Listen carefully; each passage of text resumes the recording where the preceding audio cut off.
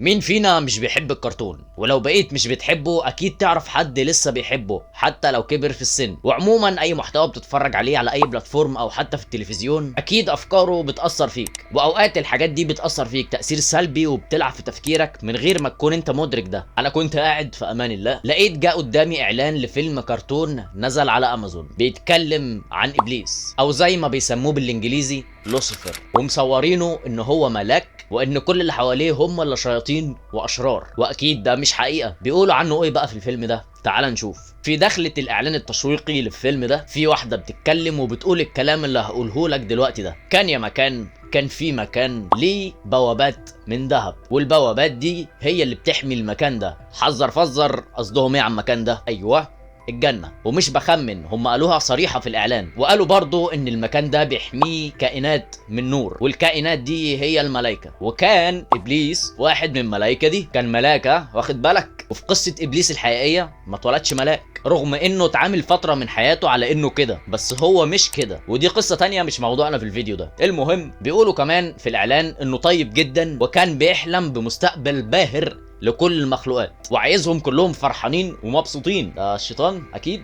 ها، بدأت تاخد بالك بيعملوا ايه صح؟ المهم هكمل وهقول لك رأيي في الاخر، ولو عايز تعلق على حاجة في الكلام اللي فات الحق اكتبها علشان لو عايز تحطها في الكومنتات ما تنساش او حاجة. وبيقولوا كمان انه حكماء السماء، والحقيقة مش عارف قصدهم على مين بالظبط، لان بيقول لك حكماء ناس كتير، بس المهم حكماء السماء دول رفضوه عشان لقوا تفكيره خطر على مجتمعهم، عشان هو طيب بزياده يعني. ومش بهزر، ده قصدهم فعلا في الاعلان. وقعد يتفرج على الملائكه وهم بيبنوا العالم بتاعنا وهو مكتئب وحزين. كل ده علشان معرفش يخلينا مبسوطين، يعني هو كان عايز يشارك معاهم عشان يخلينا مبسوطين. بعد كده الاعلان بيروح على حته تانية وبيقول لك ان من التراب عملوا اول انسان ادم، والشيطانه ليليث، شيطان معمول من تراب. ها، وليليس دي ليها حكايه. البنات كلها دلوقتي بيحطوا صورها على الفيس، حتى المسلمين، وهقول لك ليه بيعملوا كده، مع ان ده كفر، لان ده شيطان. وهوريك برضو الغرب وصل لنا ازاي ده لدرجه ان عندنا مسلمين بينزلوا الصور دي. بس نخلص حكايه الفيلم الاول علشان يكون الموضوع بسيط،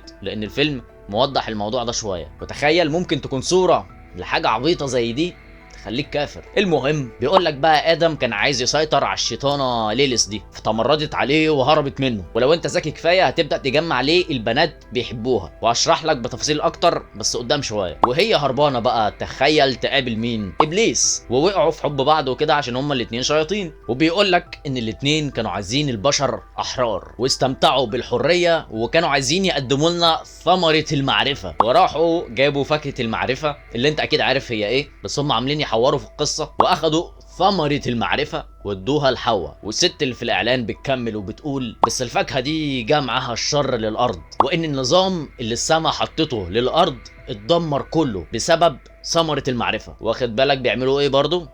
ها، بيقول لك نظام السماء كله باظ بسبب مين؟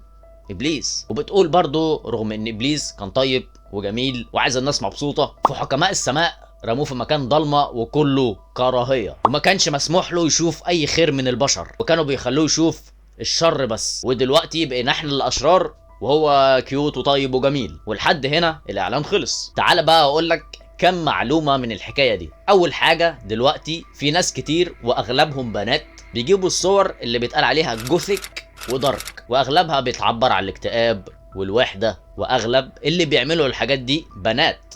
ليه؟ عشان مفيش واحد هيحط مونوكير اسود ولا هيحط كحل، وعموما مفيش واحد هيحط مونوكير يعني غير لو مشكوك في امره، وده مش موضوعنا في الفيديو. ومن اكتر الحاجات اللي منتشره في الصور دي هما حاجتين، صوره ليليث وصورة كائن البومة. ولو متعرفش، في البومة في الروايات الإسرائيلية هي الشيطانة ليليث، اللي على حسب كلامهم مرات آدم الأولى، وإن هي اتمردت عليه وما خلتش راجل يسيطر عليها كواحدة ست، مع إنهم بتخلفهم في نفس الحدوتة عاشت مع إبليس عادي وهو راجل، واترمت معاه في الجحيم وحياتها اتفشخت اكتر، وقعدت تتفرج ومعرفتش تعمل اي حاجه. هي كل اللي عملته ان هي رفضت ادم بس خضعت لابليس، والستات دلوقتي واخدينها قدوه. فانت متخيل هم اخدين ايه قدوه؟ حرفيا شيطانه، ومش تعبير مجازي، لا هي حرفيا شيطانه بجد. والبنات حاليا بيحطوا صوره ليليث دي او صوره البومه عشان تبان ان هي اندبندنت وومن ومستقره ومش محتاجه رجاله، بس هتكفر وتعبد الشيطان عادي قشطه. والقصه اللي ورا الصوره اصلا دي